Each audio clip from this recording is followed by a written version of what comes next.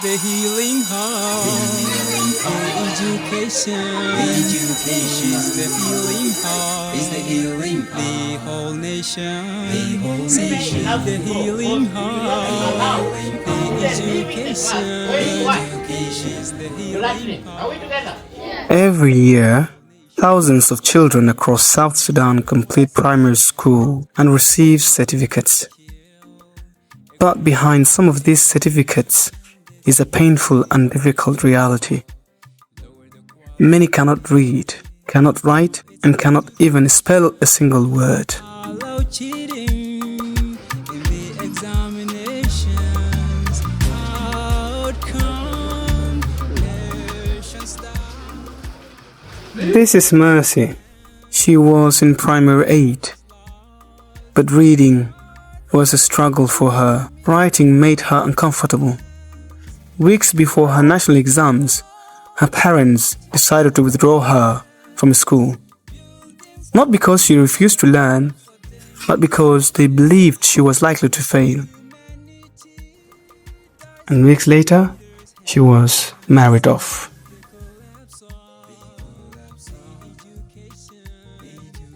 This is Grace. She remained in school and completed her exams. She passed, but not because she learned. She survived by cheating in preliminary exams and in the national examination. And today, she holds a clean certificate, but struggles to read even the most basic word like on.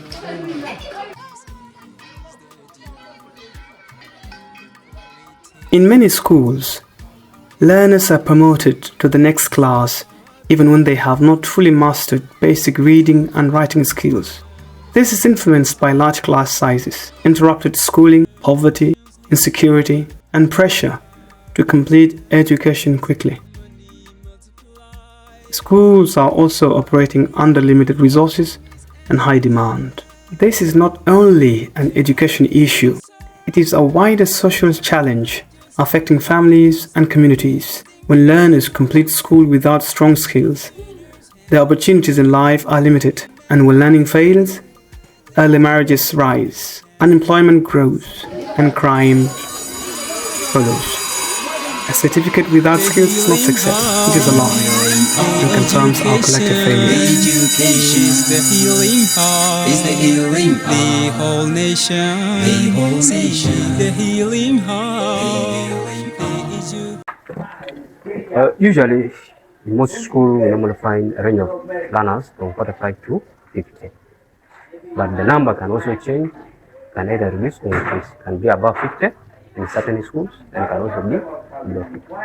A learner who has been promoted and in that next class is not able to read or write, that will be a challenge. And most of the time, that one is attributed to the learner and his or her parents or guardians. Sometimes it may not be the school that promote the child, but the child will promote herself, by which means can change school and go to the other school and goes on and end up promoting herself or self, but it's not supposed to be promoted. Really, it is for me. I see it is just unjust to promote someone who has failed.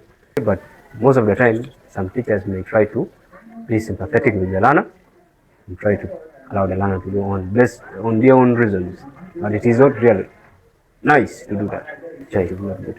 If you take your child to school and the child has failed in school, the other option is not marriage. The option is, can a child manage to discover his or her talent so that he can manage to build a life for him or herself? That's the next step. If nothing is there, if there is no talent, which is a rare case, then that child must be supported by all means. Okay, how do you feel when a teacher calls you out and say, come and read this word or write this word? My body just feel okay. I'll feel shy, but I'll go and ask teacher that this thing I cannot understand, and teacher will explain to me. When a girl fails school, what do the parents do to the girl? Or They give advice or they give advice. Some parents can force their girls to get married. Some parents cannot force their girls that you struggle and you get something. Now, what do you think people go to school for? Do they go to school so that they get certificates, or they go there to learn? They go there to learn. What do you want to become in the future when you finish your school? I want to be a doctor. I will be minister.